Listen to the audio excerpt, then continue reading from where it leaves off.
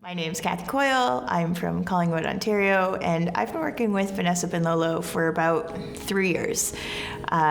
We started off with Soul Speaks sessions, and I didn't actually know why I wanted to do Soul Speak sessions, but I knew that I wanted to work with Vanessa. There was something about her energy and her magnetism, and we worked at the same center, so I would see her clients leaving with a radiance that wasn't there when they walked in.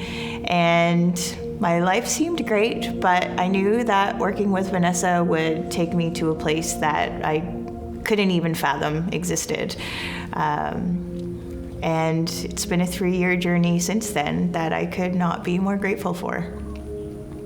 So when I started, I definitely felt like I needed to know all the answers, and that I was in a position that was scary for me to reach out to other people and ask for help. But if I was going to do well, that was exactly the thing that I needed to do. And I really thought I was like grounded and spiritual and had all of these different things, and people looked up to me actually even for those reasons. And yet, meeting with Vanessa on a weekly basis and to be able to show up and have an opportunity to connect with what actual vulnerability looked like, and to be vulnerable with myself was very new. I'd put on myself for years and years that I needed to hold space for others, and I discovered that I really was awful at holding space for myself. And how uncomfortable it made me to think about leaning on somebody else or getting support. And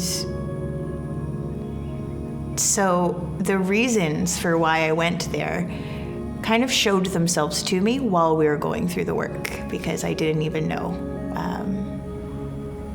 I didn't know what I was looking for, but I knew that there was something to be unlocked.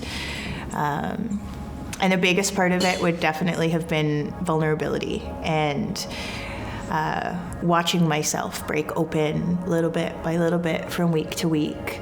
And I think in the forefront of my consciousness, it was really about having somebody who was connected with spirit, connected with source, that I could say, this is how I'm feeling, and get that confirmation and say, yes, you do have it and you're going. And by the way, did you notice this other thing that you might have a blind spot to?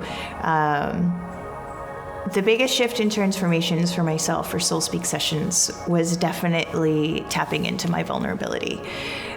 Tapping into vulnerability and being able to not just know that it's a strength, but understand that it's a strength, and to feel it as a strength, and to know that living without it wasn't even an option anymore. And just that the depth of relationship and communication that it opened up to me was something that I had been denying and wasn't willing to say no to anymore. So yeah, vulnerability was the biggest one. I think that was the first building block to topple, to say, oh yeah, let's just start redefining how we feel about these things and see about these things. And that was the first big shift of understanding, was where vulnerability was concerned. Life was exhausting. I was trying to be everything that I thought that I needed to be for the people around me. And I was trying to read their minds and doing a pretty good job of it, I would actually say. But I was exhausted. And then so I was pulling away from relationships. I didn't want to connect with other people because that just meant that I was going to have to do a whole lot more work. And which then started to lead into discovering my very firm belief that love was transactional, which got unpacked later in Soul Parent, Spiritual Child. But I didn't have any relationships. They were there, but they were shadows of what could have been, I guess would be the best way to say it from before. Mm-hmm. What I enjoyed most about working with Vanessa is her timing. Sometimes I would say something and there would be a little glint of a something in her eye or the corner of her mouth. But she would just sit there and look at me with the utmost love radiating from her. And other times there was, come on, Kathy, we're going to look at this now. We're not going to run away from it.